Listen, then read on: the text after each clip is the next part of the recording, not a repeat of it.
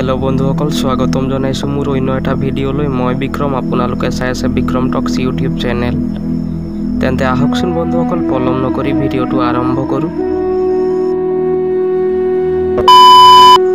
বন্ধুসকল অতীতত সংঘটিত হৈ যোৱা ঘটনাসমূহ বা যুদ্ধবিলাক আমি নিজ চকুৰে প্ৰত্যক্ষ কৰাৰ হেঁপাহ সকলোৰে আছে নহয়নে বাৰু কিন্তু আমি নোৱাৰো কিয়নো অতীতত আমি ঘূৰি যাব নোৱাৰো হেহে তাত থকা কীৰ্তি চিহ্নসমূহ চাই আমি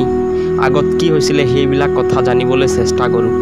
গতিকে বন্ধুসকল আজি তাৰে ভিত্তিত এই ভিডিওটো প্ৰস্তুত কৰা হৈছে বন্ধুসকল আজি আমি কথা পাতিবলৈ গৈ আছো শোণিতপুৰ জিলাৰ তেজপুৰৰ অগ্নিগড়ৰ বিষয়ে যি এক প্ৰেম কাহিনীক নিদৰ্শন কৰিছে তেন্তে আহকচোন ভিডিওটোত আগবাঢ়ি যাওঁ আৰু উষা আৰু অনিৰুদ্ধৰ প্ৰেমৰ কাহিনীটো অলপ শুনো বন্ধুসকল আমি সকলো জ্ঞাত যে এসময়ত ইয়াত বান নামৰ এজন প্ৰবল প্ৰতাপী ৰজাই ৰাজত্ব কৰিছিল বান ৰজাৰ এজনী ধুনীয়া জীয়েক আছিল নাম তাইৰ উষাৰ এজনী নলে গলে লগা বান্ধৱী আছিল নাম তাইৰ চিত্ৰলেখাই চিত্ৰকলাত পাকৈ থোৱাৰ উপৰিও মায়াজালতো নিপুণ আছিল এদিনাখন উষাই সপোনত এজন ৰাজকুমাৰক দেখা পালে আৰু ৰাজকুমাৰৰ ৰূপ গুণত মুগ্ধ হৈ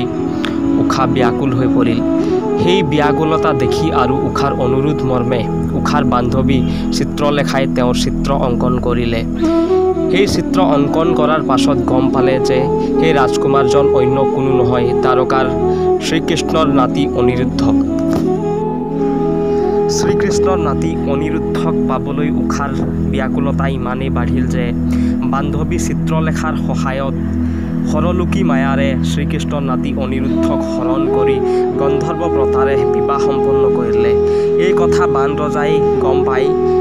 খঙত থাকিব নোৱাৰা হ'ল আৰু প্ৰজাবিলাকক আদেশ দিলে শ্ৰীকৃষ্ণৰ নাতি অনিৰুদ্ধক বন্দীশাললৈ বুলি প্ৰেৰণ কৰিবলৈ আৰু উষাক যাতে পুনৰ লগ কৰিব নোৱাৰে সেয়েহে এই গড়টি নিৰ্মাণ কৰা হৈছিল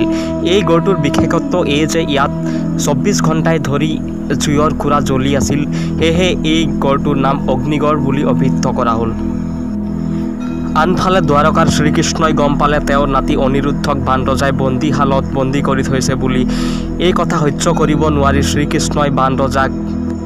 অনুৰোধ কৰিছিল অনিৰুদ্ধক মুকলাই দিবলৈ কিন্তু বান ৰজাই সেই কথা মানি লোৱা নাছিল সেয়েহে বান ৰজা আৰু শ্ৰীকৃষ্ণৰ মাজত এক তয়াময়া যুদ্ধৰ আৰম্ভ হৈছিল সেই যুদ্ধত বান ৰজাই তিষ্ঠিব নোৱাৰিছিল সেয়েহে তেওঁৰ আৰাধ্য দেৱতা দেৱাদিদেৱ মহাদেৱক তেওঁ স্মৰণ কৰিছিল আৰু যুদ্ধক্ষেত্ৰলৈ আমন্ত্ৰণ কৰিছিল সেই আমন্ত্ৰণ ৰক্ষাৰ্থে মহাদেৱে নিজেই সেই স্থানলৈ প্ৰকট হৈছিল আৰু শ্ৰীকৃষ্ণৰ লগত যুদ্ধ কৰিছিল এই যুদ্ধক হৰিহৰৰ যুদ্ধ বুলি জনা যায় যুদ্ধত দুই পক্ষৰ মাজত কোনো পৰাজিত নোহোৱাত মহাদেৱ আৰু শ্ৰীকৃষ্ণৰ মাজত আলোচনাৰ মৰ্মে আৰু সৃষ্টিৰ ৰক্ষাৰ্থে তেওঁলোকে সেই যুদ্ধ সীমানতে সমাপ্ত কৰিছিল আৰু এই কথা বান ৰজাই নিজৰ ভুল স্বীকাৰ কৰি অনিৰুদ্ধ আৰু উষাৰ বিবাহ সম্পন্ন কৰিছিল বন্ধুসকল এয়াই আছিল উষা আৰু অনিৰুদ্ধৰ এক প্ৰেম কাহিনী